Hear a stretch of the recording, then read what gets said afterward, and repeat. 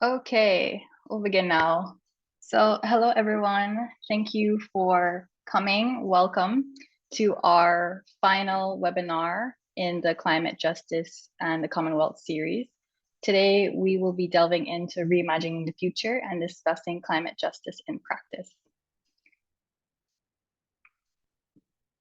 So, when we think about a sustainable future, we look to the UN Sustainable Development Goals, and a key goal is achieving global sustainability. And the reason why this is so important is because we live on one planet, and one planet that is in crisis, and resources are not limitless, and we need to find ways to redistribute all of these resources in order to move to more sustainable future. So we're all interconnected, and we need to move towards that interconnected mindset. And doing so will require shifting towards a more inclusive and sustainable system. So there will be conflicts in terms of trying to achieve a more sustainable future. And we see this in the example of the EU ban on palm oil. So in efforts for the EU to try and create more sustainable food systems in their own framework, they tried banning palm oil because of the deforestation that palm oil production caused. But in doing so, they also made things harder for countries like Malaysia and Indonesia, which are big palm oil exporters. And palm oil also sustains and supports a lot of the small farmers in these countries. So this is also highlighting the interconnectivity again of our trade systems and our global ecosystem on a whole, and why it's necessary for us to take a multifaceted approach. And so it also highlights the power dynamics interplaying here. And in terms of like countries like Malaysia and Indonesia, which are more vulnerable and developing countries, this is where climate justice comes in to safeguard and make sure things like this are prevented and don't happen, because in the long run, it just creates more conflict. So many Commonwealth countries also face this same issue. The geographic and economic social factors make them a lot more susceptible to climate-related risks. And so it's important that when we're thinking about climate strategies, we're taking a tailored approach to make sure that interventions are both effective and equitable. So on our agenda for today, we'll have opening statements by all of our panelists.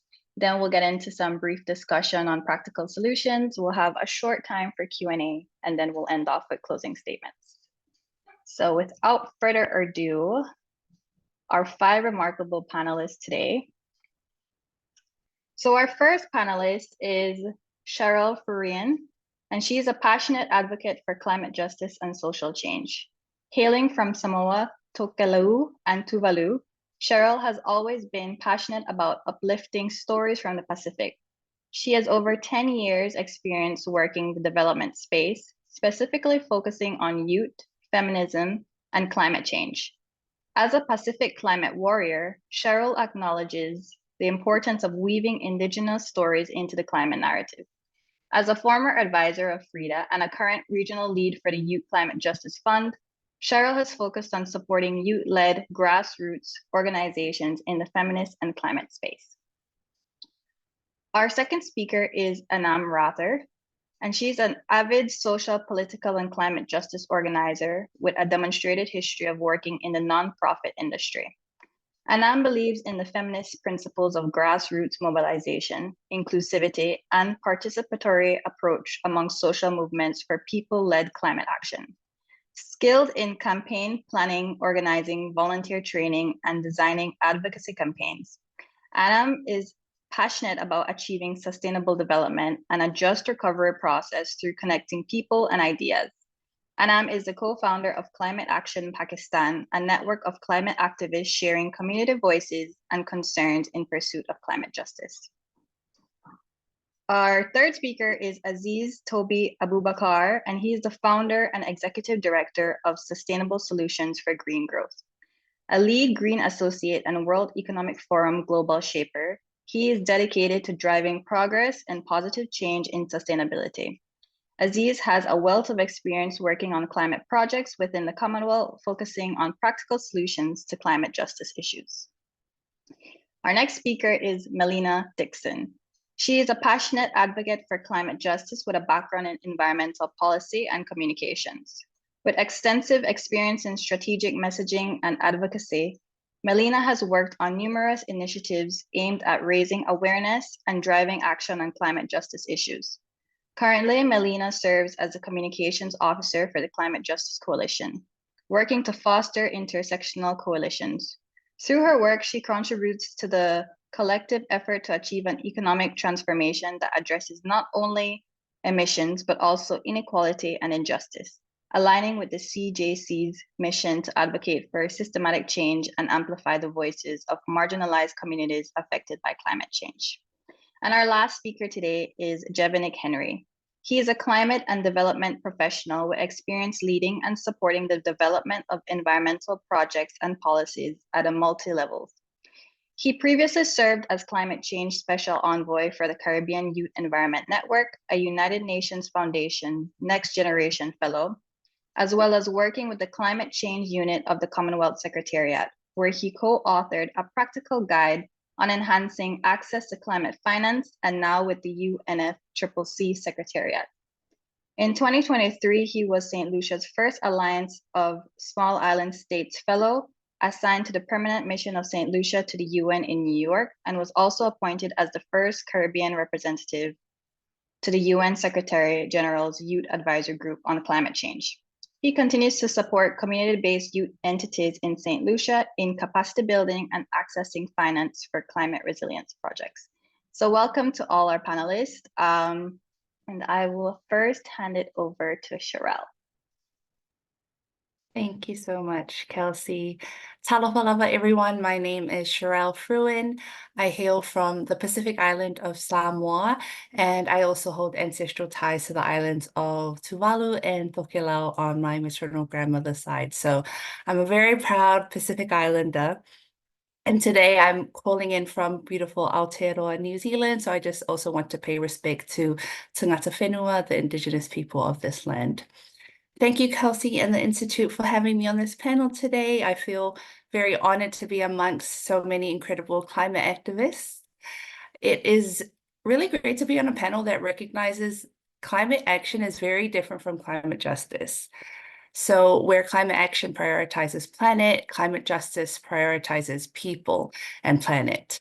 One of the biggest injustices within the climate space today is that the people who are most vulnerable to the climate crisis are now having to pay the brunt of it. Villages in the Pacific that are being destroyed due to the effects of the climate crisis are now having to rebuild their homes on their own dime. So yes, the Pacific has access to loss and damage funds and other big climate grants, but these trickle down to the community very slowly and to youth even slower. I've been working as a regional lead for the Youth Climate Justice Fund, which is an organization that aims to support young climate leaders with trust-based funding, resources, and youth-to-youth capacity development. The Youth Climate Justice Fund conducted a study that showed less than 0.76% of climate philanthropy actually goes to climate justice work led by young people. So that's less than 1%, and this is exactly why the fund was set up. It's the first ever youth-to-youth participative fund and was launched only last year at the New York Climate Week. Since then, we have received over 1,800 applications, and we're able to fund 40 grantees around the world from our first round of grants, including youth groups from rural areas in the Pacific with minimal access to resources. The youth organizations from the Pacific that I've been able to learn about during this process are facing the impacts of climate change on top of a variety of other social issues and injustices. So it's just a constant reminder that we must acknowledge the intersectionalities of the climate crisis and contemplate what true climate justice really looks like. Something that I'm thinking about often as I navigate this space. Oftentimes, the global climate grants that exist in the space, they force applicants to suit the needs of the organization. So they require legal registration, formal bank accounts, detailed monitoring and evaluation, and reporting mechanisms. And these requirements often rule out organizations led by women, queer, Indigenous, and rural youth. Climate grants should be flexible and molded to suit the needs of the people. Otherwise, you exclude access to communities who need the most support. The Youth Climate Justice Fund, with the work we're doing, we're really trying to change the landscape of climate financing for young people and remove these barriers that they often face when applying for the resources that they crucially need. So when we talk about solutions to the climate crisis, they definitely need to include adequate and accessible financing for the most vulnerable and really take into account the intersecting challenges that our communities face. Thank you, and I really look forward to delving more into this discussion. Thank you so much, Cherelle. And I'm just going to hand it over to Azeez now.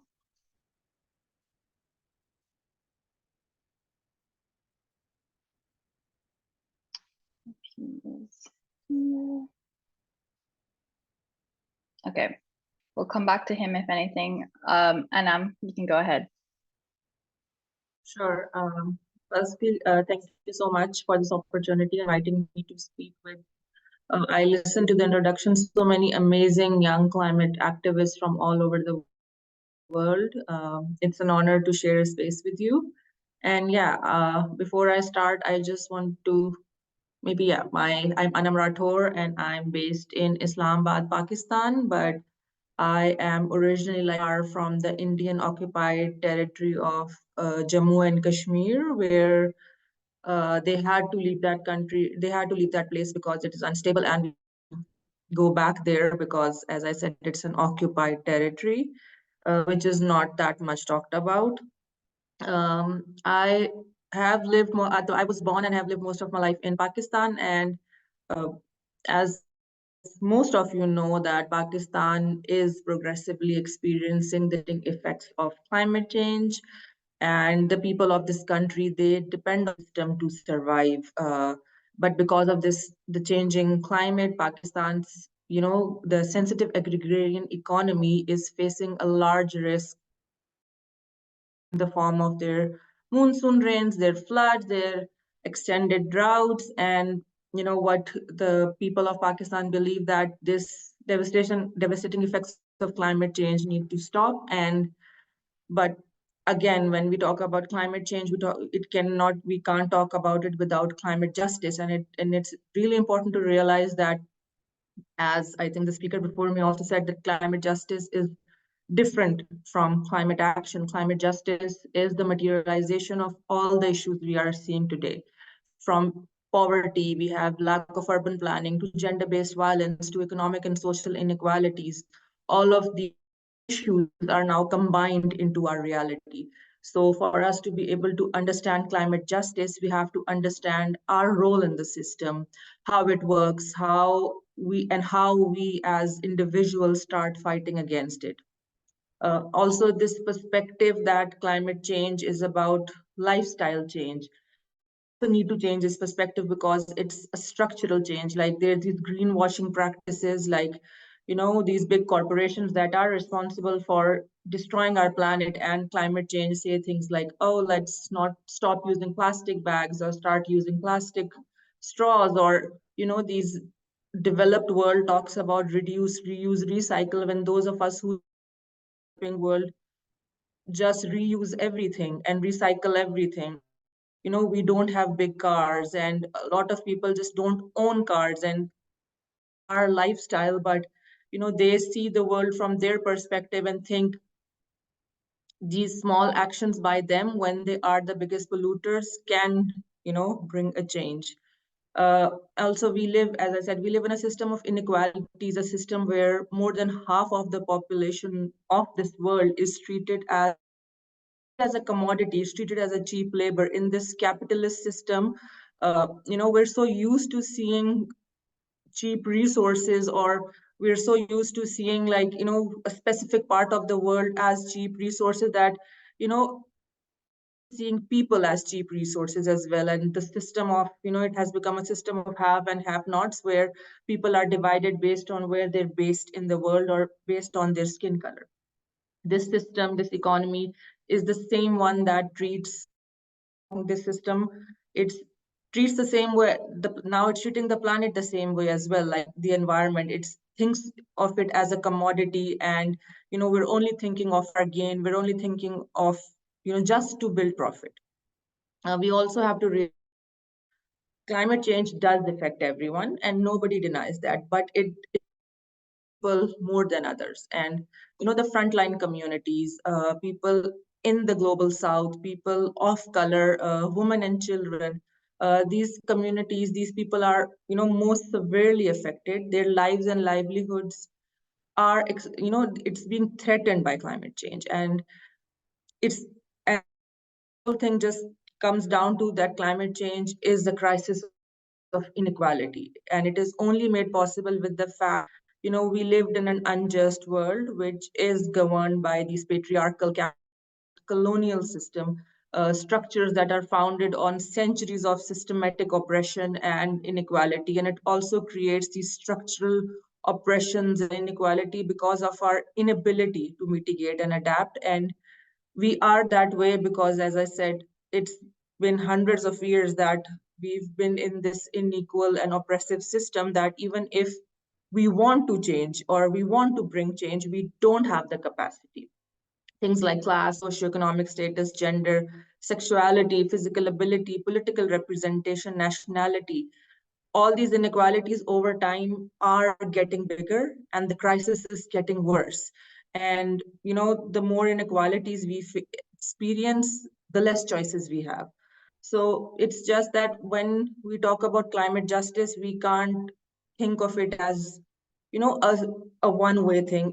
It's an intersectional issue, and we have to look at it as an intersectional issue, and we have to look at it through a lens of equity and how we can overcome it, especially being from a country or being from a region where you don't have the power. You're just, a lot of us, like most of us who are here today, are just being impacted. It seems like our voices don't have value, our lives don't have value. And just because people born in a specific part of the world, they're living their life like lavishly, or they don't care how it is impacting us. So maybe I like we're talking about like how we can make climate justice into a reality, or but whenever I talk about climate change, or whenever I talk about climate justice, it's just for me such a frustrating and hopeless situation. I sometimes try that it shouldn't be that way, especially if young people are listening, they should be encouraged, and with passionate talks or with happy talks or talks gives them or encourages them to take action. But for me, like looking at the ground reality, it's sometimes so difficult to just be all happy about it. And we have to self-reflect that climate justice is a very frustrating topic to discuss because the realities are very frustrating. So yeah, thank you. Thank you, Anam. And I share your frustration as well, especially when you're speaking from a position of the impacted and you don't have much room. And we'll get into that a little bit. I see Azeez here, so I'll just hand it over to you, Azeez. Go ahead. All right, thank you, Kelsie. Yeah, good day, everyone. My name is Azeez. I'm from Nigeria. I'm the founder and executive director of a nonprofit organization focused on climate and environmental sustainability in Nigeria and across the continent, Africa.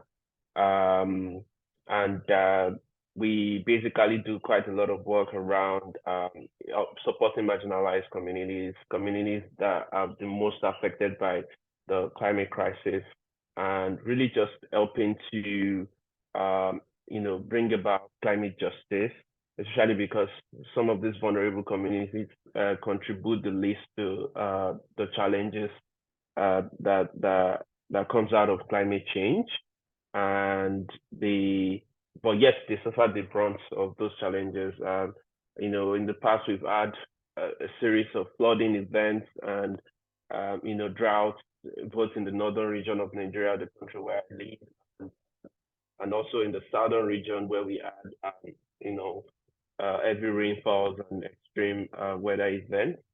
And all of these are affecting communities that did lead to cause the climate crisis. And I think that the climate justice you know, efforts and advocacy is something that needs to ensure that, you know, both Commonwealth countries and you know, multilateral organizations that work on climate change, especially when it comes to you know, the Conference of Parties and the UNFCCC processes. I really do think that when it comes to negotiating, you know, the Climate Justice Fund or Loss and Damage and Adaptation Fund and Resilience and all of that, I think that we need to start channeling funds to the most affected people in a very fair system.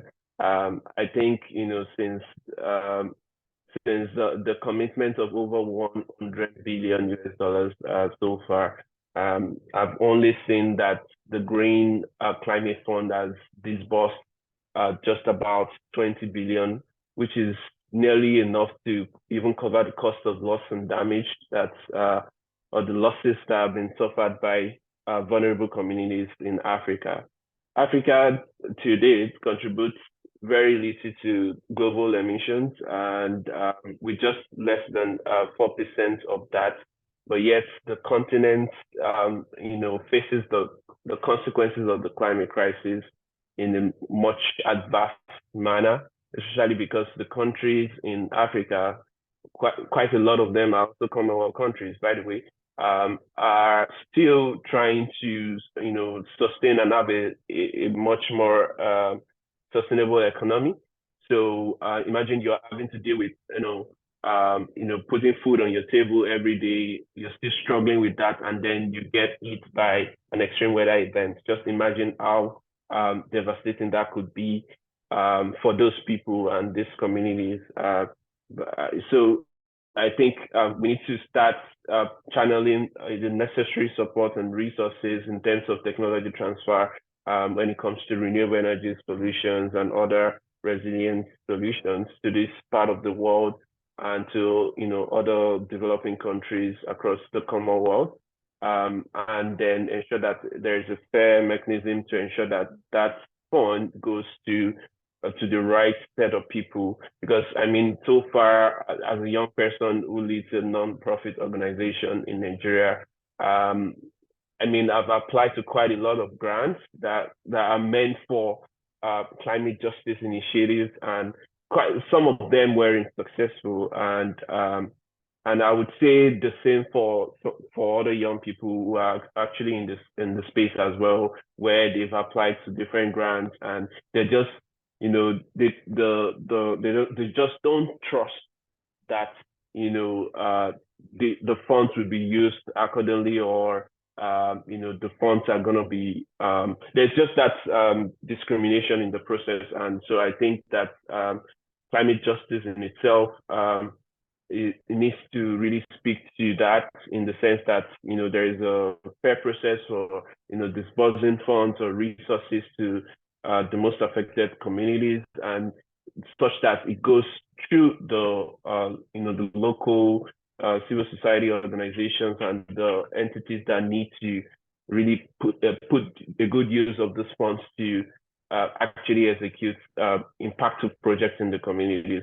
I think that we also need to move away from you know, greenwashing when it comes to, I think that was something that one of the panelists mentioned earlier on, you know, where, you know, the idea that we need to just reuse plastics and replace, or like, you know, recycle and all of that. We need to start thinking bigger, especially because this big corporate organizations that focus on production of plastics or manufacturing of other fossil fuel products. They want to continue to maximize profit. They want to continue to find ways to prioritize profits over people. So climate justice goes beyond just encouraging people to just make these lifestyle changes, but we really need to target the problem where the problem is and try to address climate justice in a much more holistic manner. I guess that's pretty much what I would like to say for now as an opening statement, but I'm looking forward to discussing further and sharing all my thoughts and insights with other panelists. Thank you. Thank you so much, Azeez. And yeah, we'll delve into some of those a bit later. And I'm just going to hand it over to Melina now. Thank you so much, Kelsie, and thank you for inviting me here. It's really such a pleasure to be on this panel and joined by fellow activists, climate activists from around the world, all dedicated to climate justice. As already mentioned, the urgency and the nature of the climate crisis demands that we confront it not just as an environmental challenge, but as a matter of justice and human rights. Today, I'm going to talk about the situation in the UK, specifically what does climate justice look like here. Despite its developed status, we're not immune to the impacts of climate change. We've witnessed rising sea levels threatening coastal communities, more frequent intense heat waves posing risks to public health and infrastructure. And even before the recent energy price crisis, marginalized communities struggle to access basic necessities like adequate housing, work, due to a decade of austerity policies. The massive increase in energy and fuel prices in the past years, partly driven by the profiting of energy companies, has exacerbated the cost of living crisis, with the poorest being hit the hardest. Despite this, the UK remains a very profitable country for oil and gas companies.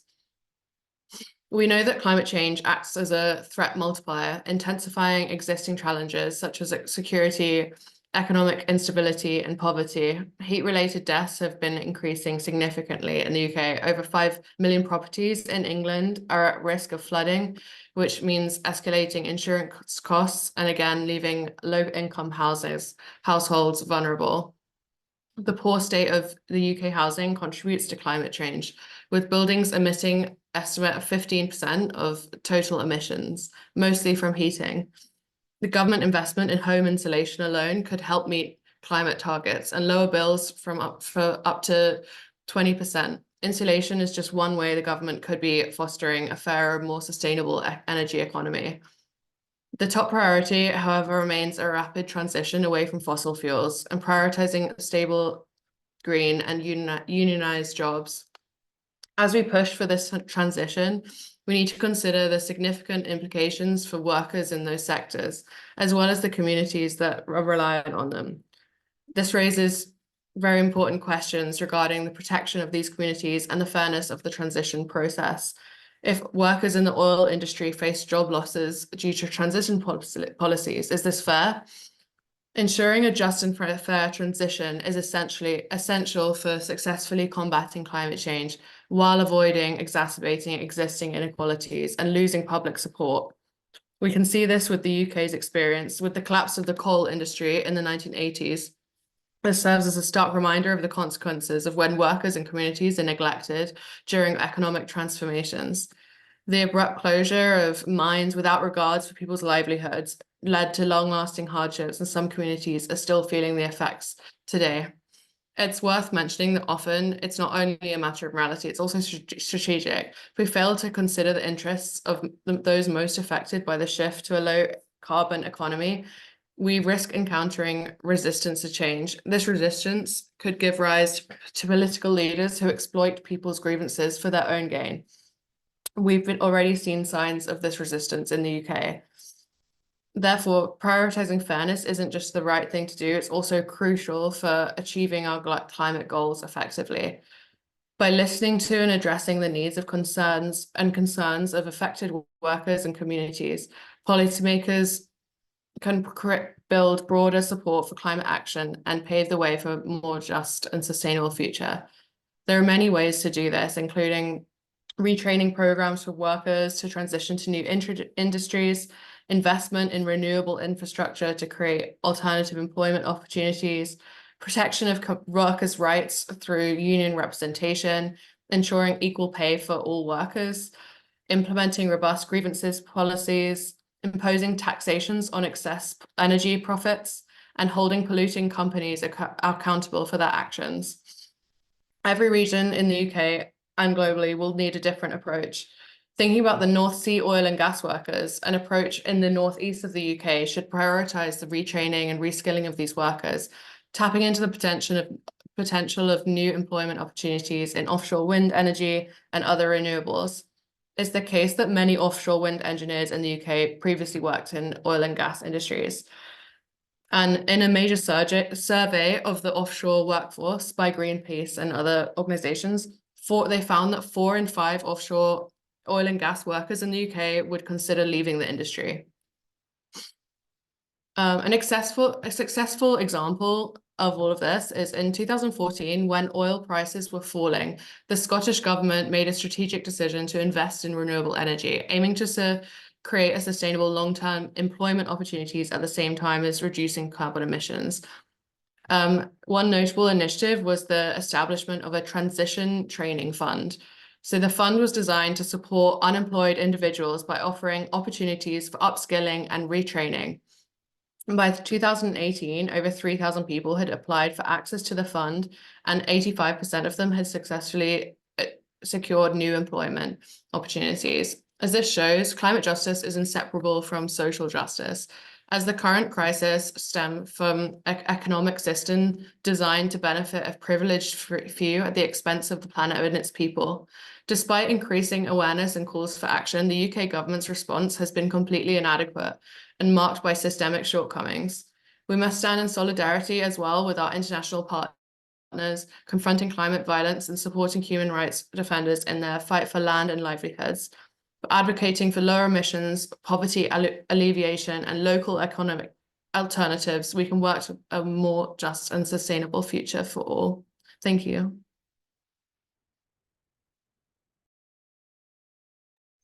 Thank you, Melina. And then I'll just hand over lastly to Jevanic, and then we'll get into some discussions. Yes, thank you, Kelsie. Of course, let me just thank, of course, all the organizers, the Ramphal Institute, and everybody for being here today. I know, interestingly, I'm just looking at the panel and the attendees as well. It seems like a true representation of the Commonwealth, where we have so many, all of our various regions represented, which is always quite good, because oftentimes when we speak about the climate crisis, it cannot be seen in isolation. As I often say, that the climate crisis tends to unite us in a way. I'm sad to say, but our issues are similar, but it's really and truly a call to the global community, to us as countries, to us even as young people as well, to unite in a solution-oriented era, which is what I'm going to delve into. I've already said oftentimes that we know all the issues, we know all the justice issues. Now it's about how do we frame the solutions. Just as a backdrop, as was mentioned, Jevanic Henry, originally from St. Lucia, I still call it home, obviously, currently based in Germany. And essentially, when you speak about sort of climate justice, I always say look at it in sort of the 3 key areas in terms of the intergenerational aspect, the socioeconomic aspect, and also from the structural aspect, which was also mentioned earlier on. And how do we shift the pillars within these, how do we shift within these 3 various pillars? And that is oftentimes a challenge. When we look at it from a case of smaller and developing states and other developing countries, I often say that we tend to be punished for being on the front lines. A practical example, when you look at issues in terms of from accessing finance and whether it be from key multilateral institutions, oftentimes we understand that with the climate crisis, so the effects comes that leads to exacerbating our debt burden in most cases, right?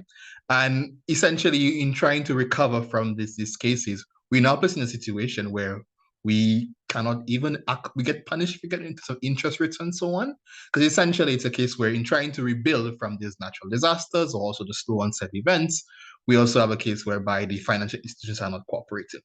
Then on the other hand, we have our countries whereby we are trying to graduate in our status, and in graduating, then we're no longer applicable for concessional financing. which is not fair when you have certain developed states who who are able to, adapt to the climate crisis much easier, and they get fantastically, good in terms of financing. So there is that wider discussion going on right now in terms of how do we restructure the multilateral system. But that is just one pillar. And going a bit deeper into the justice aspects, when we understand that, just mentioned the human rights aspect in terms of from the intergenerational aspect as well, that we look at, from the children, for example, I often say, how do I explain to my 5-year-old nephew that the temperatures you're experiencing today, though you're not even contributing to it, but then it's just this is gonna be the coolest actually, because in the next couple of years it's gonna get worse. So don't see this year as, the hottest year. It's actually the coolest in the next few years. But at the same time, we need not dwell too much in terms of on the negativity. It's important that we focus a lot on the positivity. It's difficult, and it can be difficult, but we are sort of driving that solution-oriented era. And that's one from us as young people, from us as development practitioners. How do we continue to drive community-led solutions, which is a critical element? That is key in terms of how do we enhance educational within our communities, that as a people we are we are able to become more resilient. That's a key aspect. How do we continue to advocate in terms of getting the policy changes so that when countries develop their NDCs, that we ensure that they are aligned with 1.5, because that is a fundamental basis for climate justice. There needs to be that sort of commitment at that level, which will then accompany our community-led actions, which will then support what we are doing within our various youth organizations within this sort of wider framework. So definitely the education aspect is key among our people. The advocacy needs to be maintained, but also how do we ensure that we mobilize various groups? How do we mobilize indigenous communities, persons with disability? How do we ensure that they are, we talk about the intersectionality of the climate crisis, how do we ensure that because they will be greater disadvantage? How do we ensure that their concerns are integrated? And I always say, for example, one, from the climate space, now we actually have an opportunity as countries are reviewing the NDCs. This is an opportunity for us to really and truly ensure that all these voices are integrated, to ensure that we not only get NDCs that are 1.5 aligned, but they are also truly inclusive, because then that will form the foundation for truly revolutionary, I would say, hopefully, I know I'm trying to be optimistic here, revolutionary era whereby we are all concerns are taken into consideration, and we can truly deliver the climate justice that is so greatly needed. I think I'll stop here in the interest of time. Thanks. Thank you so much, Jevanic. Well said, for sure. And a lot of you touched on, that interconnectedness that climate justice brings to the conversation. And we need to talk about it. It needs to be on the front line of all the climate solutions and the conversations. But we face these unique challenges as members of Commonwealth nations because a lot of us are still developing countries. So in terms of finding solutions forward, as a vulnerable country yourself, in your country, are you seeing climate justice at play? And this could be, at the national level, but also in your community and capacity building. And anyone can take this.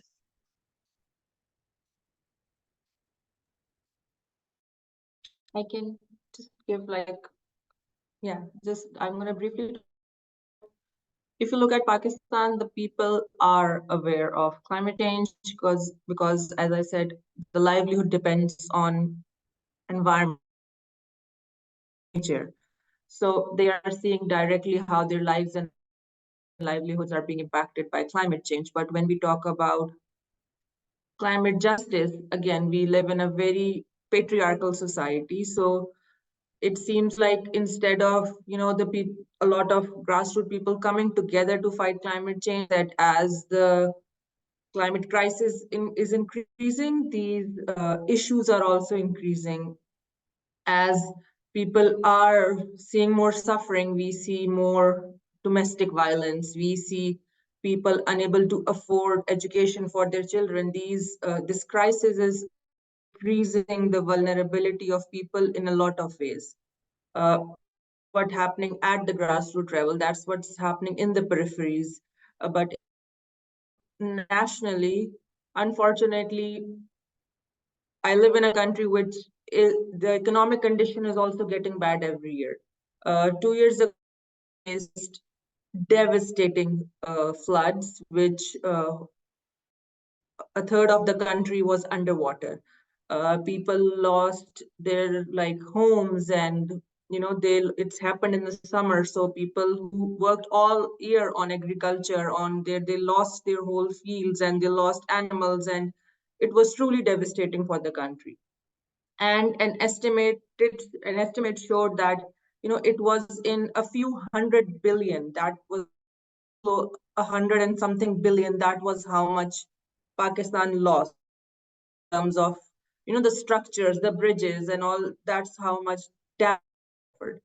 And a country that is already suffering economically, when you add this huge amount of devastation they're facing on top of that, I feel like it's becomes so difficult, the intersectionality, because at that time you're like, how do we survive? So I feel like for a lot of us, even we are as an organizer, and most of us here are political organizers. This is our mantra. We talk about how working class people are impacted. We talk about how gender minorities are impacted. But I feel like, look at it holistically, the main thing is you need food to eat, and you need a roof over your head, and all these important issues just sort of become secondary. So as I said, it's really important that we do a bottom-up approach instead of doing a top-down approach and just putting up band-aid solutions. That a lot of the times, I remember Azeez talking about these big funds that they do. We talk about Green Climate Fund and all these big funds that are there, but countries like Pakistan, because I have experience about Pakistan, that it is so difficult to access these funds. These funds, if you apply for a project, it takes at least 4 years.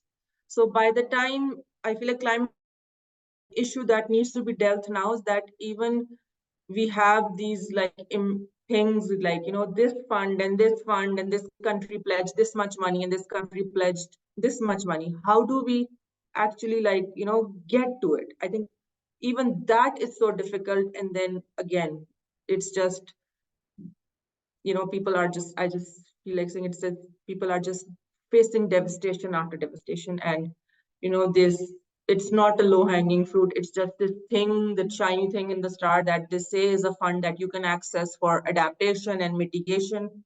But for people in developing countries who are barely surviving, for them, that's like a star in the sky that you can't reach, but it's just there. Thank you, Anam. And does anyone else want to have a go at that one? We'll just take one more and then we'll move on. All right, let me just quickly share thoughts on that. So in Nigeria, and when it comes to civil society organizations, we're pretty much aware about the climate justice and the climate crisis within the community, and how the communities are actually facing its effects.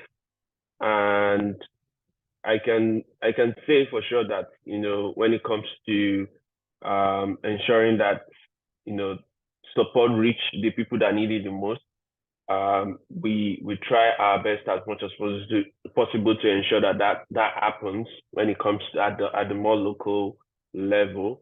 And I see that majority of the challenge actually comes as well as a result of the bureaucratic system at the national level. So when it comes to the national level, efforts is quite lower compared to what we're seeing in the community level. So civil society organizations are mobilizing young people and mobilizing together to ensure that communities get the support they need.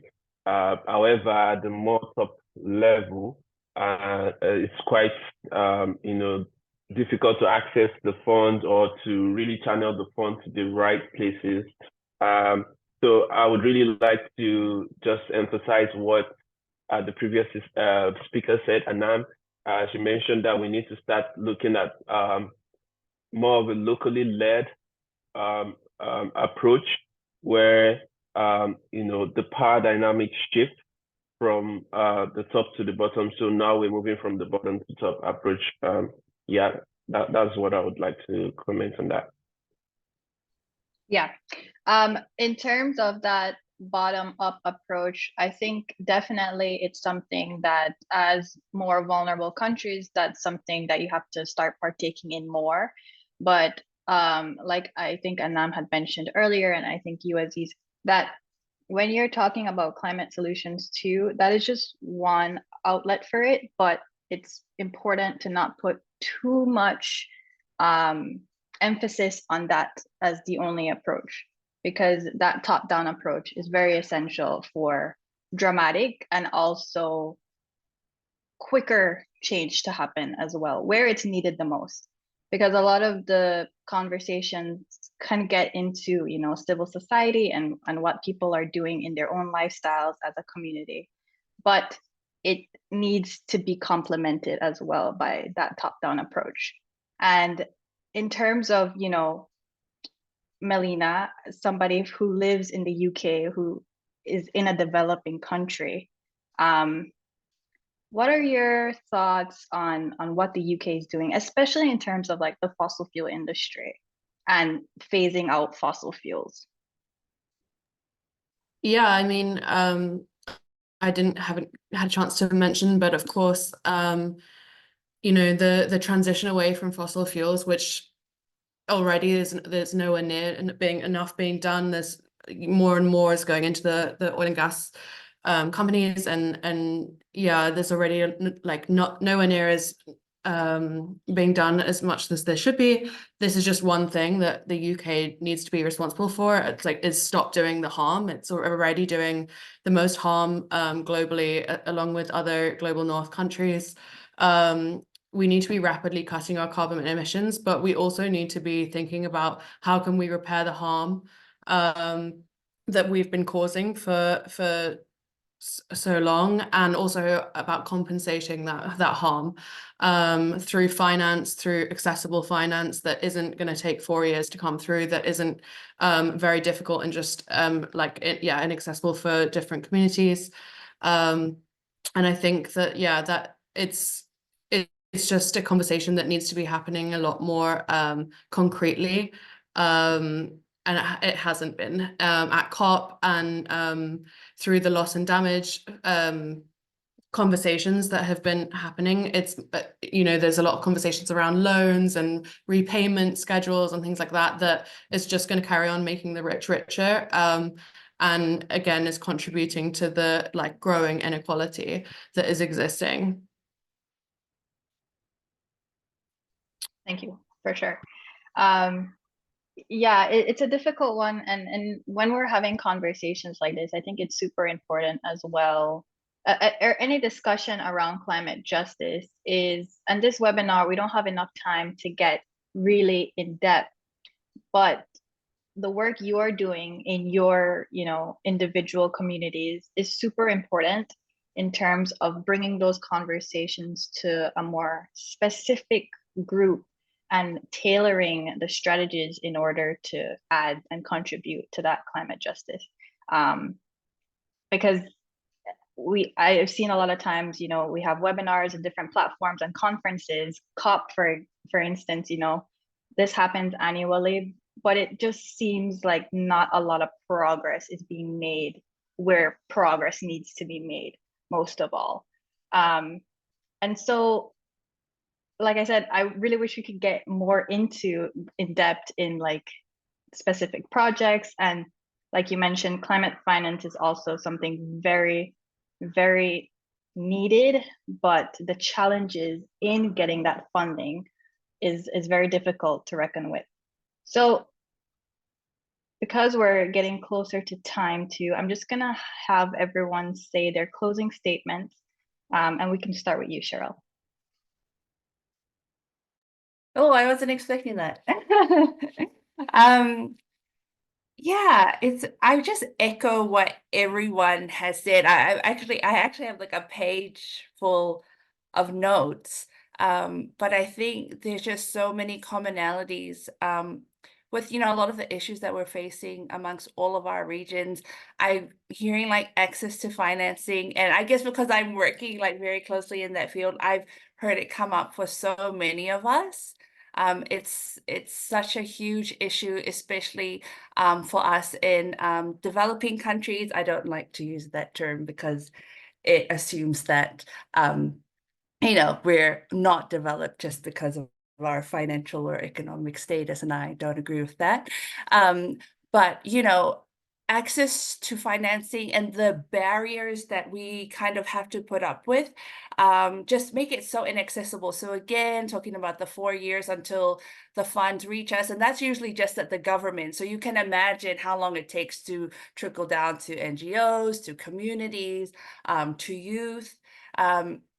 It's just incredibly inaccessible. And the young people that I've been able to work with, they have just been, again, like Anam talked about, it's sometimes it's such a hopeless space that we're working in. And because they are constantly meeting like different restrictions and barriers and obstacles, it's so difficult for them to do this work sometimes. And so, just by being a woman or rural youth or queer youth, or not having access to a bank account, or the language barrier, the literacy barriers. There's just so many barriers for people in our community to access financing and just resources in general. So for me, one of the biggest solutions is trying to remove as many of those barriers as possible. And I think the work that we're all doing is moving towards that. So I just want to thank all of you for doing the work that you do. It does give me hope, and there is still hope. And yeah, I hope we all get to cross paths in person sometime soon. Thank you. Thank you so much, Cherelle. I echo that as well. And then I'm going to pass it to Jevanic.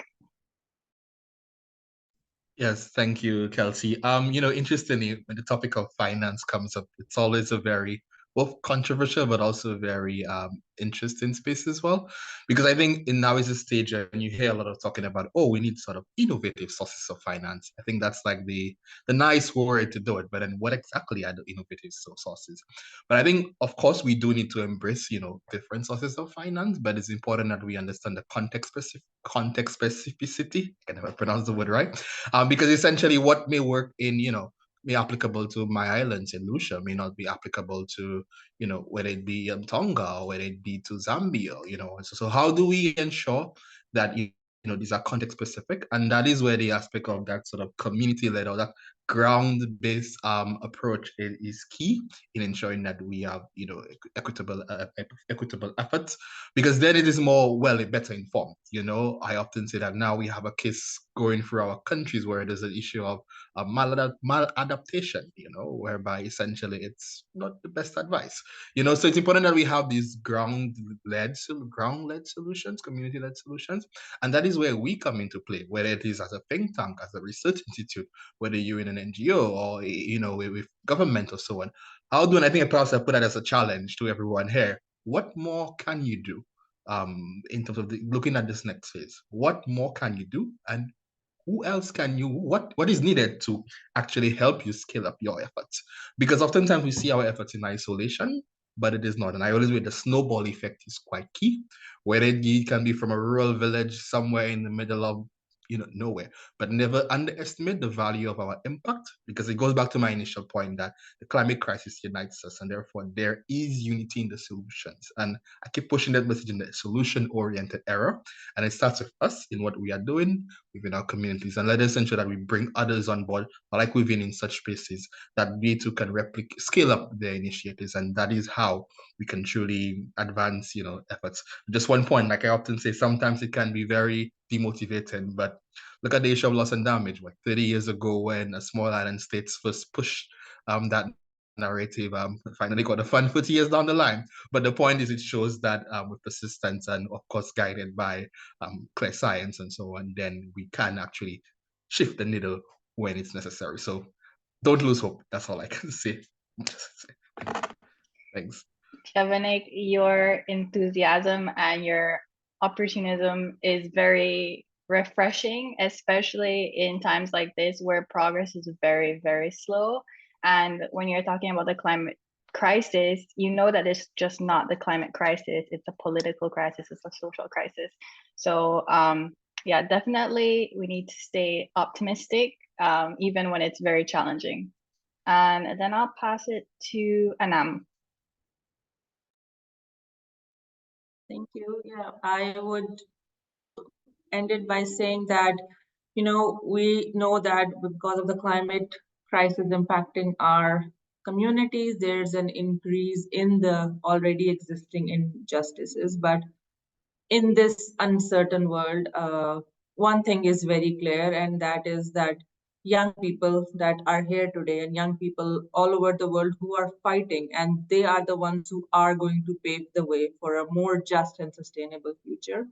And we need to continue to keep putting pressure on our governments to put people first. But we also need to realize, I think this is something that Cherelle said, that, she said that she doesn't like using the word developing countries because developing by no fault of our own. So I would like to add to that. I don't know if it's like an unpopular opinion, but we're being called the Commonwealth, but I feel like it should be the stolen wealth by the colonizers. The and now they continue to colonize us. As before, they colonized our land, and now it's our air, it's our nature, it's our there. These neo-colonial policies are still there. It's in those terms, they're not here to colonize us, but with their policies, we are still being colonized. And I feel like we shouldn't be begging them for climate finance, which we do here from the same countries who at COP and all they are there with us protesting and organizing. But that shouldn't be the case. We shouldn't be begging for finance that is required for us to adapt to this changing climate to save our lives and livelihoods.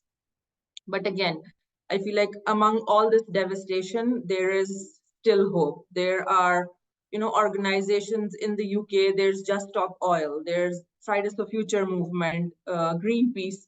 All of them are holding their government accountable and holding their leaders accountable. And as someone coming from a country devastatingly being impacted by climate change, I just want to say that, our leaders, they don't have any power and they can't do anything. So you sort of have to speak for us as well. Your protest speaks for us as well, because it's the policies of your countries that impact us. We might hold our leaders accountable there, but their policies in the bigger global scheme of things won't even make a dent. So all of you who are listening to us, who are from these polluter countries, please keep holding your leaders accountable. Please keep speaking up for all of us, because our whole lives, our futures depend on it. And yeah, in the end, I would just say that there's no climate justice on stolen land. So free Palestine and free Kashmir. Thank you so much, Anam. And yeah, definitely true words there. I think, your country, along with many other countries, vulnerable countries, are in crisis as we speak, while for bigger countries, they haven't really reached that level yet. And hopefully it doesn't take them reaching that level for change to really occur. And then I'll pass it on to Azeez and then Melina. All right, thank you, Kelsie, and thank you everyone for such an amazing panel event. I've learned a lot from this session already, and I would just like to conclude it by saying that I think that achieving climate justice is all about collective action, and that we need to make tangible commitment, translating that through indices and other structured approaches like the LTS, to actually achieve the goal of climate justice.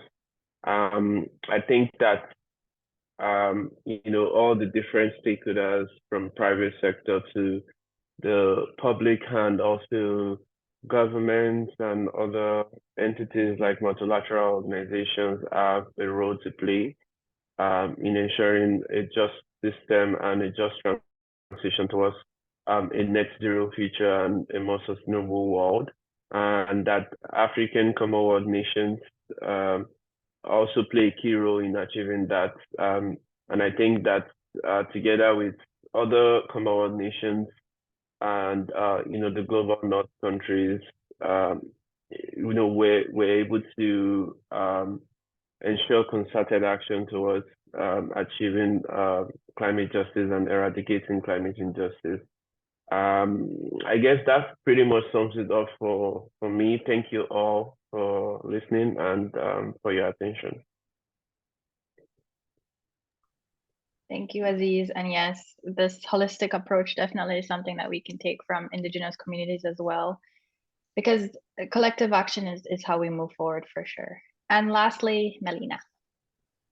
Thank you so much. And thank you so much to everyone. Yeah, it was amazing to hear from all of you. I hope we do cross paths again at some point. And yeah, just to reiterate that I think it's imperative that this is a global movement, that we're all taking our own responsibilities, and the global North far more than other countries.